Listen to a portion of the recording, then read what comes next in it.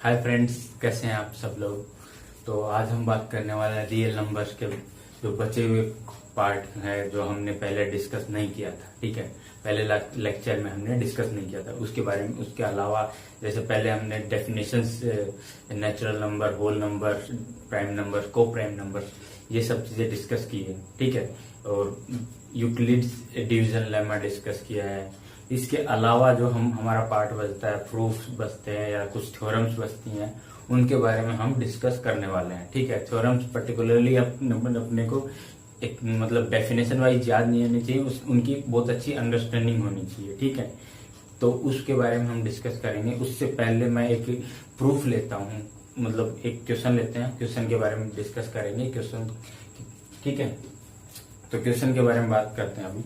तो क्वेश्चन मेरे पास है, क्वेश्चन क्या है, प्रूफ का क्वेश्चन है। प्रूव दैट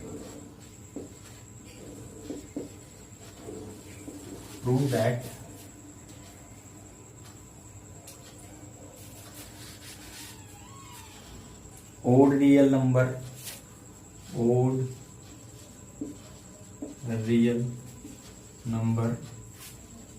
4q plus 1 और 4q plus 3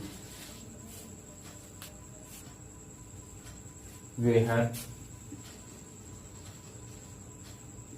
q is real number। ठीक है, तो ये चीज हमें प्रूव करनी है, इसके बारे में बात करते हैं। तो प्रूफ की तरफ तो मैं सॉल्यूशन करने जा रहा हूं अभी।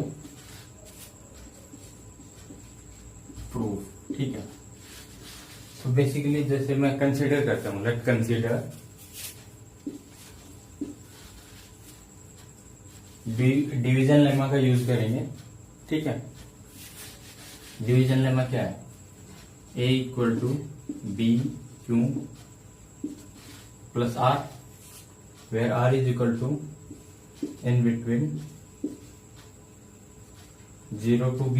ठीक है, तो ये डिवीजन लेमा, डिवीजन एल्गोरिथम है। ठीक है, इसके बेसिस पे ये क्वेश्चन सोल्व होगा कि हमें प्रूव करना है कि ओड रियल नंबर है ये 4q plus 1 and 4q plus 3 are the odd real number. ठीक है, तो मुझे ये डिवीजन लेमा प्रूव करना। Let A equal to B equal to 4। A और बी मैंने ले लिया 4, तो डिवीजन लेमा के अकॉर्डिंग, एल्गोरिथम के अकॉर्डिंग क्या हो जाएगा, 4 equal to 4q plus are. ठीक है, तो अब बात करते हैं, अब आर क्या क्या हो सकता है। आर हमारा हो सकता है 0 1 2 3, क्योंकि 4 लिया हमने, बी क्या है 4, तो 0 to 4 के बीच में होगा। ठीक है, 0 to 4 के बीच में होगा। अब ठीक है, अब चलो इसको एक्सपेंड करते हैं। तो 4 इक्वल टू हो सकता है, मैंने 0 ले लिया एक सिचुएशन। दूसरी सिचुएशन क्या होगी, 4 plus 1 हो सकता है। ये तीसरी सिचुएशन 4q plus 2 हो सकता है। Fourth situation 4q plus 3। तो ये रिमाइंडर्स के अकॉर्डिंग ये हमारी सिचुएशंस आ सकती हैं। अब बात करते हैं कि ओड की बात करते हैं। ओड यहाँ पे दिया गया 4q plus 1, तो इसके बारे में और इसके बारे में मेरे को बताना है कि ये ओड है या नहीं है। तो ओड होने के लिए क्या चाहिए अपने को, ओड होना किसी नंबर का कैसे डिसाइड होता है। ओड होना जब कोई नंबर 2 से डिविजिबल होगा तो वो इवन नंबर होगा, और जो 2 से डिवाइड नहीं हो रहा है वो ओड होगा। तो ओड के लिए 2 से डिवीजन नहीं होना चाहिए। ठीक है, ओड के लिए not divisible by 2, not divisible by 2। ठीक है, 2 से डिवाइड नहीं हुए। तो अब बात करते हैं, क्या ये नंबर 4q नंबर है, ये 2 से डिवाइड हो रहा है, हो रहा है। 2 क्यों आ जाएगा? क्या अब इस नंबर की बात करते हैं, 4 क्यों प्लस 2, क्या ये 2 से डिवाइड करके देख रहा हूँ मैं, तो 2 कॉमन लिया, 2 क्यों प्लस 1 डिवाइड बाई 2, 2 से 2 क्यों प्लस 1, ठीक है। तो ये भी 2 से डिवाइड हो रहा है। क्या नंबर 4 क्यों प्लस 1 2 से डिवाइड हो रहा है? सोचा नहीं हो रहा एक्चुअल में, क्योंकि यहाँ पे इसमें कुछ ना तो कॉमन निकल रहा है, क्योंकि क्यों का भी हमें पता नहीं है कि क्यों क्या नंबर है हमारे पास, वो भी नहीं पता। लेकिन यहाँ पे देखें तो क्यों कुछ भी हो डिवीजन तो होगा, ठीक है। तो ये अब 2 से डिवाइड नहीं हो रहा, तो this is an odd number.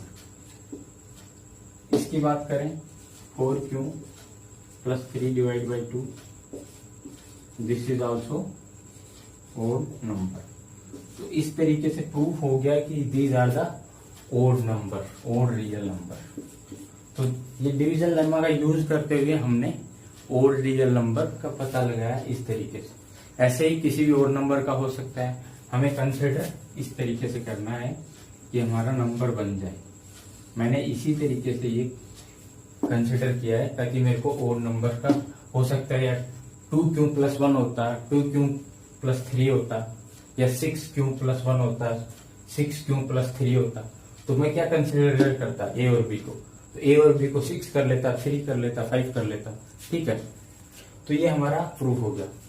अब बात करते हैं अर्थमेटिक, फंडामेंटल अर्थमेटिक थ्योरम की, ठीक है, फंडामेंटल अर्थमेटिक थ्योरम की बात।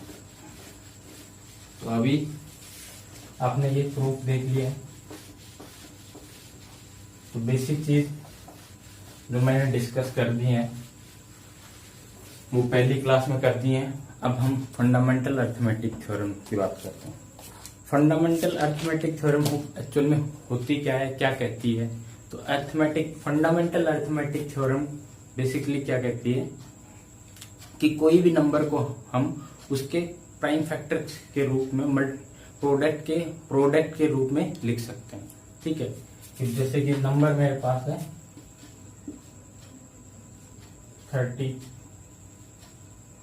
ठीक है। तो 30 को प्राइम फैक्टर्स क्या होंगे? 2, 15, 5, नहीं 2 से नहीं जाएगा, 3 से 5, 2, 3, 5, ठीक है। तो ये प्राइम फैक्टर्स हैं इसके। तो प्राइम नंबर मैंने बता दिया जो which divisible by itself and by 1, ठीक है, वो प्राइम नंबर है। तो ये दी जाता प्राइम नंबर। तो प्राइम फैक्टर्स के प्रोडक्ट के रूप में जिसे लिख सकते हैं उसी को फंडामेंटल अर्थमेटिक थ्योरम बोलते हैं। तो फंडामेंटल अर्थमेटिक थ्योरम की डेफिनेशंस में यहाँ लिख देता हूँ। एक्चुअली ने समझा तो दिया है कि फंडामेंटल अर्थमेटिक थ्योरम होती है। तो डेफिनेशन की बात करते हैं।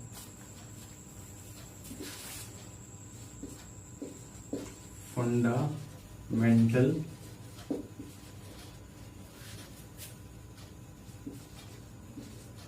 Theorem of arithmetic,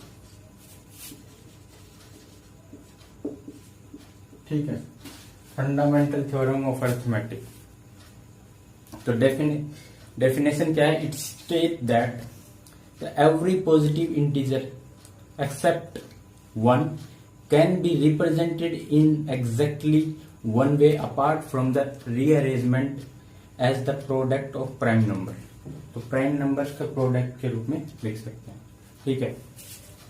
it's state that every positive integer can be represented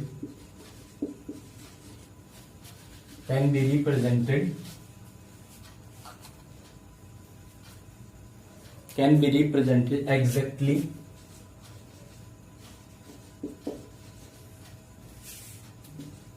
in one way apart from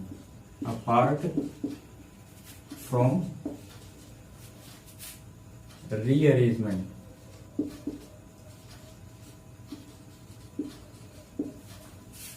as product of their prime number.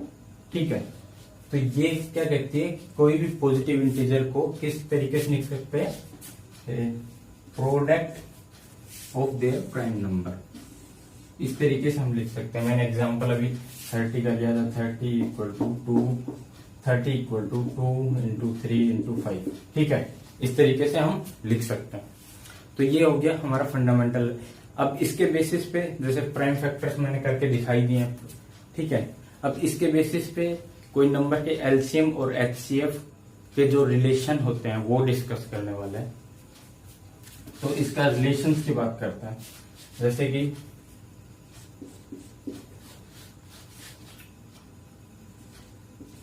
A and b are two number.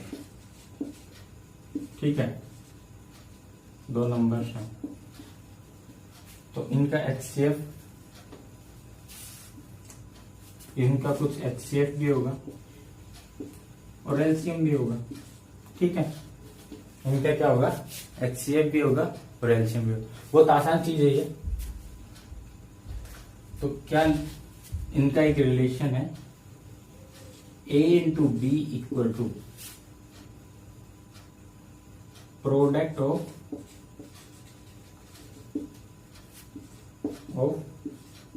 LCM and HCF. ठीक है,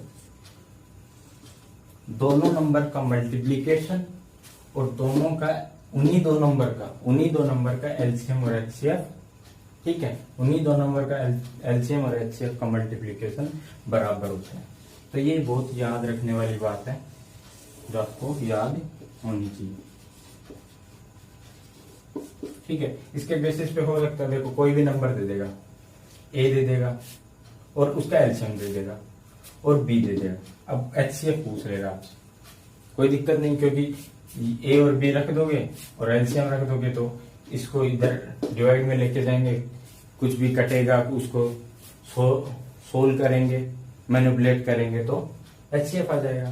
तो ये बहुत simple है, 3 number के लिए भी possible है ये चीजें। ठीक है, तो बहुत आसान है, बहुत आसानी से हम इसके बेसिस पे क्वेश्चन कर सकते हैं। तो ये ज्यादा उस अकॉर्डिंग, वैसे एग्जाम पॉइंट ऑफ व्यू से इम्पोर्टेंट है, लेकिन इतना मतलब आप आसानी से कर पाओगे। ठीक है, अब बात करते हैं, चलो इसके बेसिस पे एक क्वेश्चन देख लेते हैं।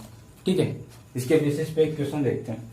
इस क्वेश्चन क्या है, क्वेश्चन है मेरे पास,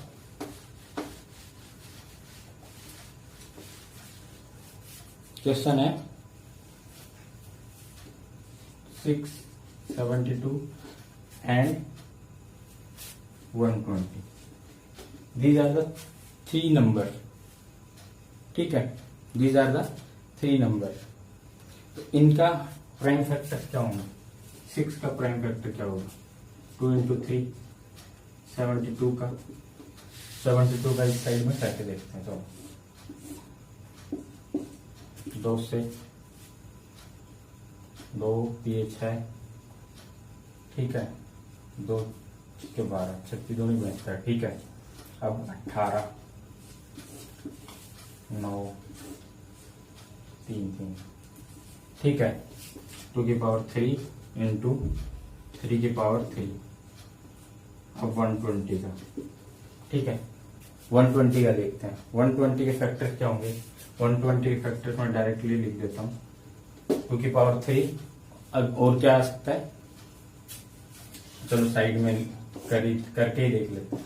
ठीक है, 2 से किया 60, 2 से किया 30, फिर 2 से किया 15, फिर 2 से किया, 2 से नहीं होगा, 3 से 5, तो ये आ गया 50, 3 इंटू 5। ठीक है। HCF की बात करें, HCF क्या है? Highest common factor. इसमें 2 कॉमन है, इसमें 2 कॉमन है, 2 कॉमन है, तो एक चीज आ गई 2, ठीक है। इसमें 3 3 3, तो हाईएस्ट कॉमन फैक्टर आ गया 6। एलसीएम मैं आप लोगों के लिए छोड़ रहा हूँ, एलसीएम आप लोग निकालेंगे और कमेंट बॉक्स में मेरे को एलसीएम के बारे में लिखेंगे कि कितना एलसीएम होगा इन नंबर, ठीक है। तो ये एलसीएम आप लोगों के लिए, एलसीएम आप सोल्व करके मेरे को बताएंगे, ठीक है। तो ये इस तरीके से हम एलसीएम एचसीएफ सोल्व कर सकते हैं, ठीक है। अब बात आती है एक और थ्योरम की। एक और थ्योरम है, वो थ्योरम बेसिकली प्रूव के लिए कि कोई नंबर रैशनल है या इर्रेशनल है, उसका प्रूफ हम उस थ्योरम के बेसिस पे करेंगे, ठीक है। तो वो थ्योरम एक्चुअली जैसे कि रैशनल नंबर और इर्रेशनल प्रूव करना है, तो उस थ्योरम के बेसिस पे ही वो रैशनल या इर्रेशनल प्रूव होगा, ठीक है। तो थ्योरम क्या है? Theorem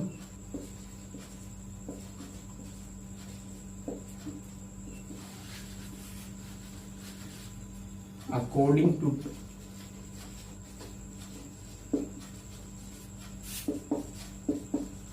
this theorem,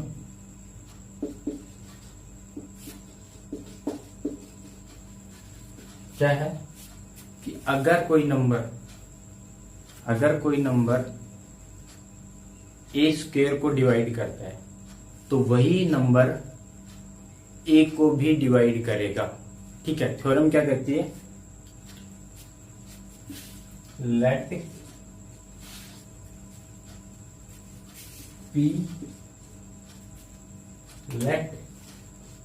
P is prime number. P is prime number. Let P is prime number if P divides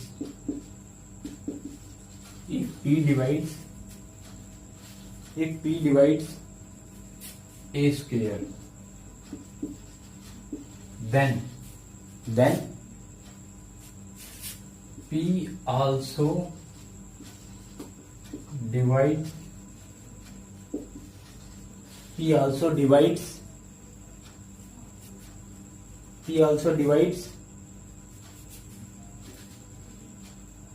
A square को डिवाइड कर रहा है तो उसको A को भी डिवाइड करेगा। वेहर A इज रियल नंबर। इस थ्योरम के अकॉर्डिंग यही है कि कोई भी नंबर प्राइम नंबर है, वो एक स्क्वायर को डिवाइड कर रहा है तो वो ही नंबर ए को भी डिवाइड करेगा। तो इसका सिंपल सा प्रूफ मैं बहुत आसानी से, मैं बहुत सिंपल तरीके से इसका प्रूफ बताता हूं। जैसे प्रूफ देखते हैं, बहुत सिंपल, बुक में नहीं होगा शायद ये, लेकिन मैं एग्जैक्टली कोई नंबर लेके उसके अकॉर्डिंग प्रूव करूंगा, ठीक है, ताकि आसानी से समझ में आए। जैसे मेरे पास है 21, ठीक है। अब इसके प्राइम फैक्टर्स क्या क्या हैं? 7 और 3, ठीक है। 7 और 3 प्राइम फैक्टर्स हैं।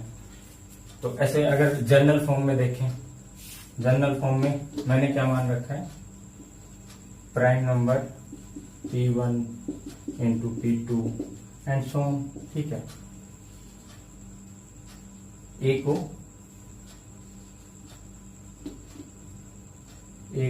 को डिवाइड कर रहे हैं, ठीक है, ए को डिवाइड कर रहे हैं, ठीक है। देन अब ए स्क्वायर की बात करते हैं।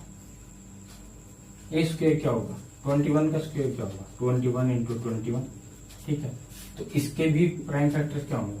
7 इंटू 7, 7 इंटू 3, 7 इंटू 3, ये प्राइम फैक्टर होंगे। तो तो सिंपल सी बात ये आ रही है कि अगर 7 एक प्राइम नंबर है, यहाँ कंसिडर करते हैं 7 एक प्राइम नंबर है, ठीक है। 7 एक प्राइम नंबर है जो कि ए स्क्वेयर, ये मैंने ए क्या माना है 21, ए स्क्वेयर को डिवाइड करता है, ए स्क्वेयर 21 इंटू 21, ठीक है। ए स्क्वेयर को डिवाइड करता है 7 जो कि प्राइम नंबर है, ठीक है। तो वही नंबर 7 पी को भी डिवाइड करेगा, मतलब वही नंबर ए को भी डिवाइड करेगा, वही प्राइम फैक्टर उस ए को भी डिवाइड करेगा। तो जैसे अभी देख लेते हैं 21 इंटू 21 डिवाइड बाई 7, तो ये आ गया 3 7 3 इंटू 3, तो ये नंबर आ रहा है, ठीक है। तो ये ए स्क्वायर हो गया, ये प्राइम नंबर हो गया। अब यही चीज यहाँ पे देख पा रहे होंगे कि ये 21 को 7 डिवाइड कर रहा है कि नहीं कर रहा। तो यही थ्योरम ये कहना चाह रही है कि अगर कोई प्राइम नंबर ए स्क्वायर को डिवाइड करता है देन इट आल्सो डिवाइड ए, ठीक है। तो ये प्रूफ यहां से बहुत आसानी से आप देख पा रहे होंगे, ठीक है। कोई दिक्कत? चलो, ये हो गया हमारा इस थ्योरम का प्रूफ। अब बात करते हैं इसके बेसिस पे होने वाला प्रूफ रैशनल इर्रेशनल नंबर के बारे में, ठीक है। रैशनल और इर्रेशनल नंबर के बारे में देखो, रैशनल और इर्रेशनल का कंट्राडिक्शन मेथड से हम प्रूफ करेंगे। कंट्राडिक्शन मेथड से हम रैशनल और इर्रेशनल का कंट्राडिक्शन मेथड से प्रूफ करेंगे। जैसे मैंने आपने बोला कि मैं कल घर पे पढ़ा था और मैंने ये चैप्टर रिवाइज किया था, ये चीजें मैंने याद करी थी, ठीक है। आपने मेरे को बताया, अब मैंने क्या किया, मैंने ये बात मान ली, अज्यूम कर ली कि आप पढ़े थे घर पे, ठीक है। अब हुआ क्या, मैंने इस चीज को प्रूफ करने के लिए पहले मैंने मान लिया कि आप पढ़े थे घर पे, मैंने इस चीज को प्रूव करने के लिए कि आप नहीं पढ़े मैंने मान लिया। अब होगा क्या, मैंने 2 क्वेश्चन आपको पुट किए, अब आप बता नहीं पाए, तो अब इससे क्या प्रूव हुआ कि आप एक्चुअल में पढ़े ही नहीं थे। तो सेम थिंग हम यहां पे करेंगे कि मैं एक नंबर को मान लूंगा कि ये रैशनल नंबर है, ठीक है, मान लूंगा कि ये रैशनल नंबर है, ठीक है। और उसके बाद मैं उसका कंट्राडिक्शन करूंगा कि रैशनल नंबर की डेफिनेशन के अकॉर्डिंग ये क्या बोलता है, और अगर उसके अकॉर्डिंग नहीं आता है तो मैं उसको बोल दूंगा कि ये कंट्राडिक्शन मैंने गलत माना था, इसीलिए ये कंट्राडिक्शन हुआ। तो कंट्राडिक्शन मेथड से हम नंबर को इर्रेशनल प्रूव कर देंगे, ठीक है। जैसे कि मैंने आपको अपने बेसिस पे जो कंट्राडिक्शन बताया था कि पढ़ाई की थी नहीं की थी, उस बेसिस पे जो एग्जांपल लिया है, तो कंट्राडिक्शन मेथड से ही हम इस चीज को भी, कोई नंबर को रैशनल कंसिडर करके बाद में इर्रेशनल प्रूव करने वाले हैं, ठीक है। चलो, तो क्वेश्चन की स्टार्ट करते हैं, क्वेश्चन पे आते हैं, ठीक है। तो क्वेश्चन हमारे एक्सरसाइज 1.3 में या आई थिंक 4 में ये क्वेश्चंस हैं, ठीक है, कि prove that √2 is A irrational number, ठीक है। इर्रेशनल नंबर प्रूव करना है, तो इसको कैसे प्रूव करेंगे। तो मैंने कंट्राडिक्शन मेथड बताया था। तो कंट्राडिक्शन मेथड क्या है कि पहले मैं मान लूंगा कि √2 एक रैशनल नंबर है। ये रैशनल नंबर की प्रॉपर्टी फॉलो करता है कि नहीं करता है। अगर ये रैशनल नंबर की प्रॉपर्टी, जो चीजें हैं रैशनल नंबर की, वो फॉलो करता है तो ये रैशनल होगा। अगर ये नहीं फॉलो कर पाता है तो ये इर्रेशनल अपने आप प्रूव हो जाएगा। तो लेट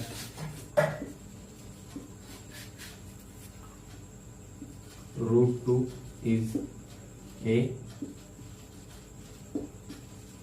रैशनल नंबर, ठीक है। तो रैशनल नंबर की डेफिनेशन के अकॉर्डिंग क्या होता है, रैशनल नंबर क्या होते हैं, which can be written in the form of p upon q where q is not equal to 0, ठीक है। And also P and Q are co-prime number, ठीक है। P and Q are also एक co-prime number। अब co-prime number की बात करें, जो मैंने पहले लेक्चर में बता दिया, पहले क्लास में बता दिया है कि co-prime number होते क्या हैं, जिनका कॉमन फैक्टर ना हो, एक के अलावा कॉमन फैक्टर, कोई भी कॉमन फैक्टर नहीं हो, वो हो जाएगा को-प्राइम नंबर। तो अब बात करते हैं कि अगर ये दोनों P and Q are the coprime number हैं, ठीक है, P and Q are the coprime number, तो इनका कोई भी एक के अलावा कोई भी को-फैक्टर नहीं होना चाहिए, ठीक है, कॉमन फैक्टर नहीं होना चाहिए, ठीक है, को-प्राइम नंबर के।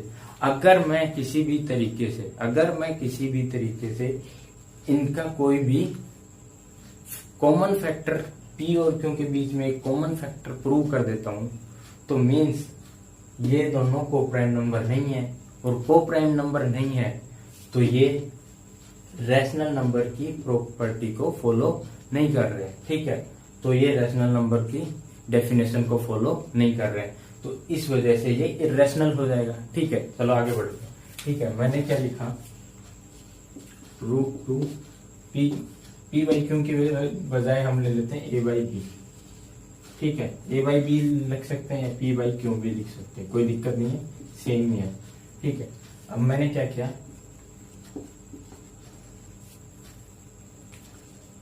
This implies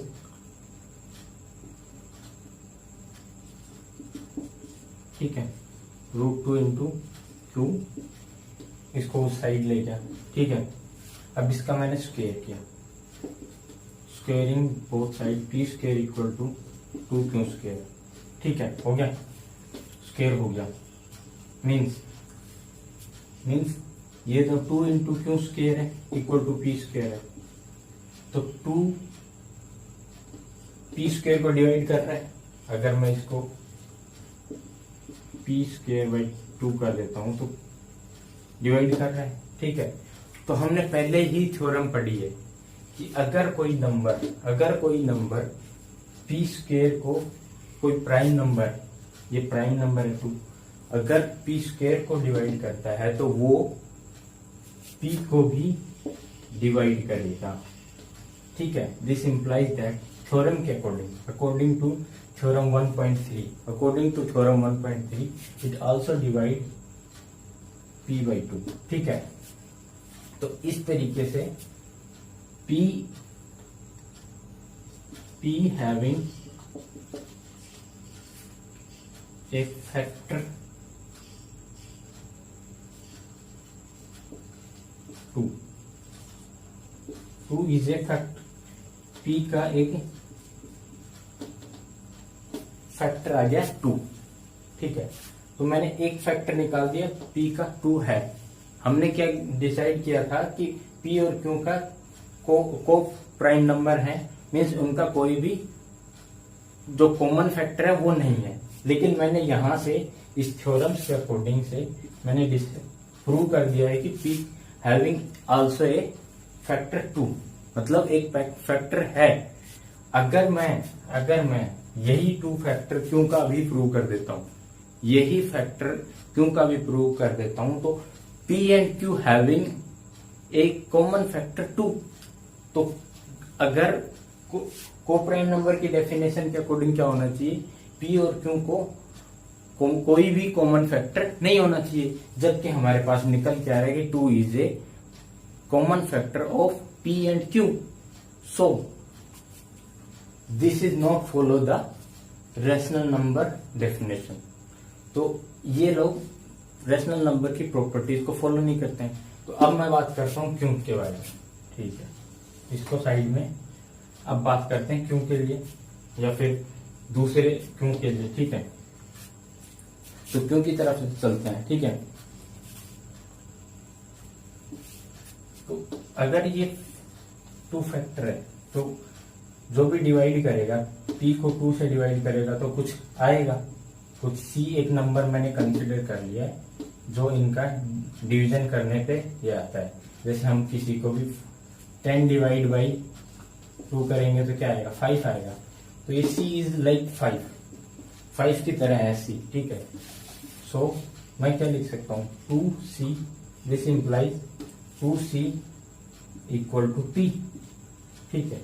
2c equal to p, where c is integer, एक इंटीजर, ठीक है। c एक इंटीजर है। अब मैं क्या करता हूं, c एक इंटीजर है, अब मैं क्या करता हूं, ये p की जगह p इक्वल टू 2c है, तो p यहां पे इक्वेशन फर्स्ट में पुट करने वाला हूं, p का 2q square equal to 2c का होल स्क्वायर। मैंने p की वैल्यू इस वाली इक्वेशन में पुट कर दी है, ठीक है। तो ये क्या है, 2q square equal to 4c square, 2 divides 2 into, ठीक है। अब बात कर लेते हैं 2c स्क्वायर, ठीक है। ये आ गया, डिवाइड किया तो अब मुझे दिख रहा है कि 2 into c square equal to q square, means 2 divides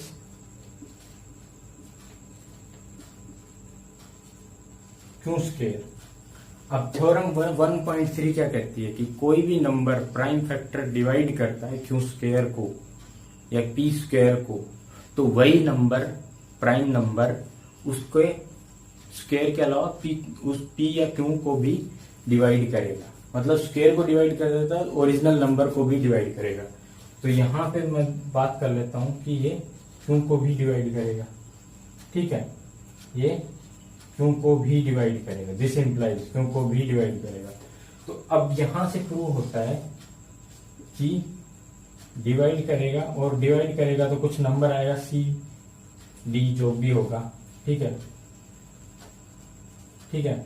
तो ये इस तरीके से ये प्रूव होता है कि 2 also divide P and 2 also divide Q, मतलब दोनों का एक कॉमन फैक्टर निकल के क्या आता है, 2 is common factor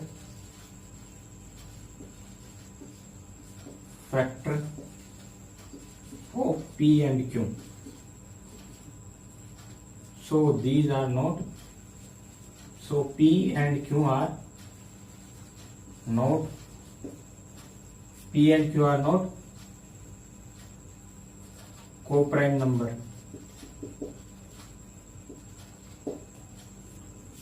co-prime number नहीं आ रहे P एंड Q, क्यों नहीं आ रहे हैं? हमने क्या माना था, रेशनल नंबर्स के लिए को-प्राइम नंबर। अगर को-प्राइम नंबर नहीं है तो ये इरेशनल है, ठीक है। रेशनल के लिए क्या होना चाहिए, को-प्राइम नंबर होना चाहिए, जबकि ये को-प्राइम नंबर नहीं है। सो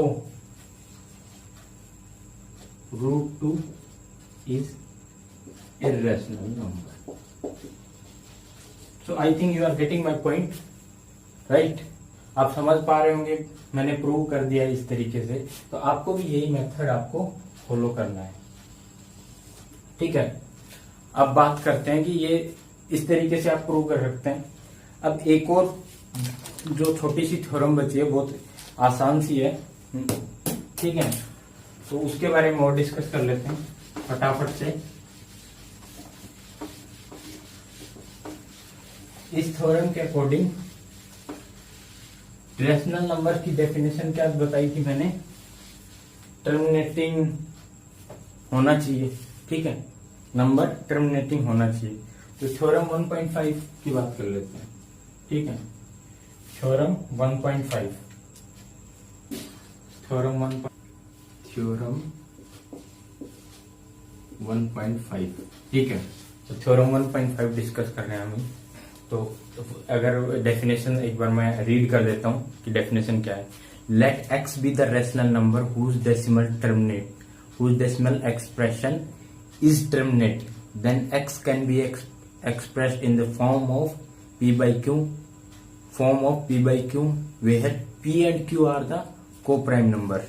ठीक है, co-prime numbers हैं, और q को हम किस तरीके से लिख सकते हैं, in their prime factors 2 की power raised to power n and 2 raised to power n and 5 raised to power m, where n and m are non negative integer. ठीक है, तो इस तरीके से ये एक मतलब इसकी डेफिनेशन है. ठीक है, तो डेफिनेशन मैं यहां से लिख देता हूं. Let x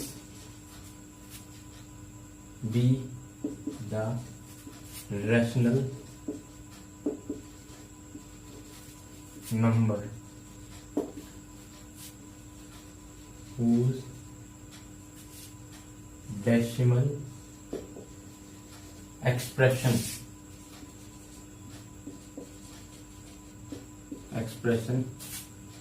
is terminate. अगर रैशनल नंबर है और टर्मिनेट कर रहा है, then x can be expressed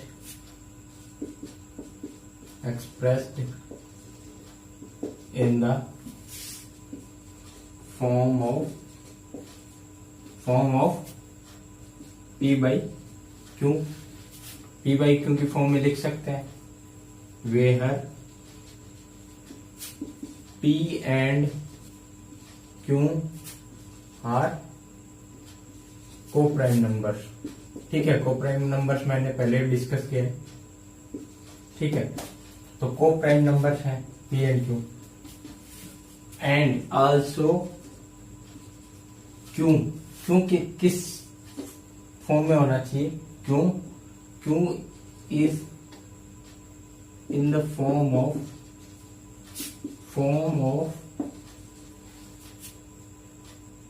prime factor of 2 raised to power n multiply 5 raised to power m, where n and m are non-negative integers. ठीक है, तो ये बेसिक डेफिनेशन है. अब बात करते हैं कि इसके डेफिनेशन. इसमें क्या है कि पहले हमने मान लिया कि कोई नंबर है वो रैशनल नंबर है. ठीक है, फिर और दूसरी बात क्या मानी है, रैशनल है और प्लस टर्मिनेट करना है. ठीक है, तो रैशनल नंबर की डेफिनेशन के अकॉर्डिंग क्या आता है, p बाई क्यू की फॉर्म में लिख सकते हैं. और क्यू किस फॉर्म में मिलना चाहिए, क्यू किस फॉर्म में 2 की power n into 5 raise to की पावर m, इस फॉर्म में मिलना चाहिए. तो वो नंबर पहले से ही टर्मिनेटिंग है तो वो इस फॉर्म में हमें मिल जाएगा. ठीक है, इस तरीके से हम उस नंबर को लिख सकते हैं. अब बात करते हैं थ्योरम 1.6 की. तो बेसिकली थ्योरम 1.6 क्या है, इसकी बात वही है लेकिन इसकी अपोजिट डायरेक्शन में बोली गई है. कि पहले उसमें क्या किया जाएगा कि हमने अगर माना है let x be the rational number. ठीक है, वो रैशनल नंबर होगा, x be the rational number, वो एक रैशनल नंबर होगा और वो किस फॉर्म में लिखा हुआ है, p बाई क्यू की फॉर्म में लिखा हुआ है. ठीक है, लिख सकते हैं. और जहां q is in the form of in the form of 2 raised to the power n into 5 raised to the power m. ठीक है, then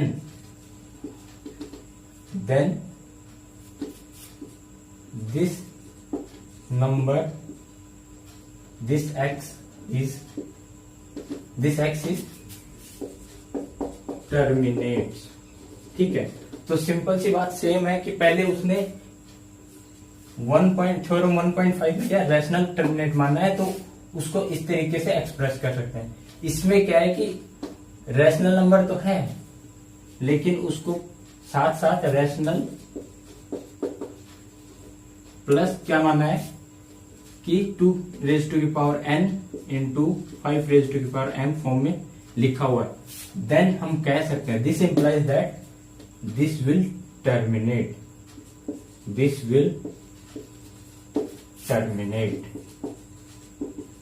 ठीक है। तो पहले टर्मिनेटिंग मानना है, डेसिमल एक्सप्रेशन को टर्मिनेटिंग मानना है, तो इसलिए हम कह सकते हैं कि ये p बाई क्यू फॉर्म में लिख सकते हैं। और क्यों क्या होगा 2 की पावर n और 5 रेज टू की पावर m फॉर्म में लिखा होगा। अगर दूसरी 1.6 फॉर्म क्या कहती है कि रैशनल नंबर है और इस फॉर्म में लिखा हुआ मिलता है, तो वो टर्मिनेट करेगा। मतलब पहले टर्मिनेट दिया था और बाद में अगर 1.6 की बात करें तो उसमें टर्मिनेट करवाया गया है कि इस फॉर्म में अगर कोई चीज मिलती है तो वो टर्मिनेट होगी। ठीक है, तो रैशनल की ये जो दो थ्योरम्स हैं टर्मिनेटिंग के लिए क्या क्या होनी चाहिए। ठीक है, अब इसके बाद आती है नॉन टर्मिनेटिंग की। ठीक है, जो थ्योरम है 1.7, ठीक है, थ्योरम 1.7 वो क्या कहती है कि अगर एक नंबर रैशनल है, ठीक है, रैशनल नंबर है, अगर कोई नंबर रैशनल है, थ्योरम 1.7 क्या कहती है, let x be the rational number। ठीक है, अगर ये रैशनल नंबर है और अगर इसको हम p बाई क्यू की फॉर्म में लिख पा रहे हैं, लेकिन अगर इसको हम p बाई क्यू की फॉर्म में लिख पा रहे हैं, लेकिन p बाई क्यू की and it can be expressed in form of p by q, but q cannot be in the form of 2 raised to the power n into 5 raised to the power m, where n and m are non-negative integer. ठीक है, अगर rational number है और p by Q की form में भी लिख पाए, लेकिन वो क्यू जो है वो 2 रेज टू की power n multiply with 5 raise to की पावर m फॉर्म में नहीं लिख पा रहे, can not, then it is non terminating. ठीक है, तो वो टर्मिनेट नहीं करेगा, ये थ्योरम 1.7 कहती है। ठीक है, अब एग्जांपल ले लेते हैं, एग्जांपल 3/8 को कैसे लिख सकते हैं, 3 into 2 raise to the power 3। अगर बात करें, चलो 5 रेज टू द पावर 0 भी कर सकता हूं मैं। ठीक है, 5 रेज टू द पावर 0 तो लिख तो पा रहे हैं, non negative number 0 non negative number है या नहीं है? तो इस तरीके से क्या बोल सकते हैं, 3/8 इज ए 3/8, या फिर चलो इसको 5 रेज टू पावर 0 ना लेके 3 into 3 divide by 2/3, 5 raise to power 3 into 5 raise to power 3।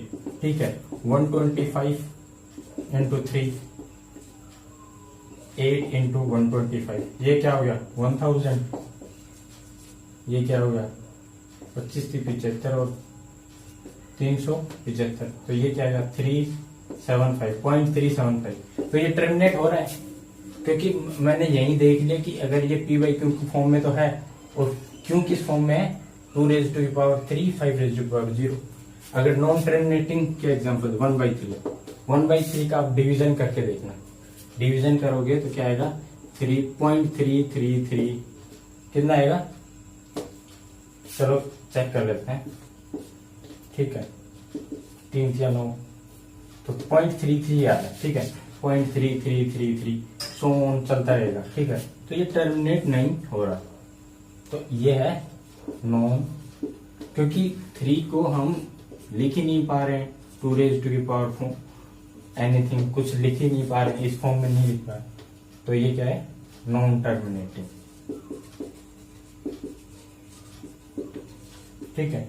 तो टर्मिनेटिंग और नॉन टर्मिनेटिंग जो बेसिक टर्म है मैंने एग्जांपल से बता दिए, आपके क्वेश्चन है एक्सरसाइज लास्ट एक्सरसाइज में, तो आप उसको अटेम्प्ट करें, ठीक है। कोई डाउट हो तो कमेंट बॉक्स में लिखें।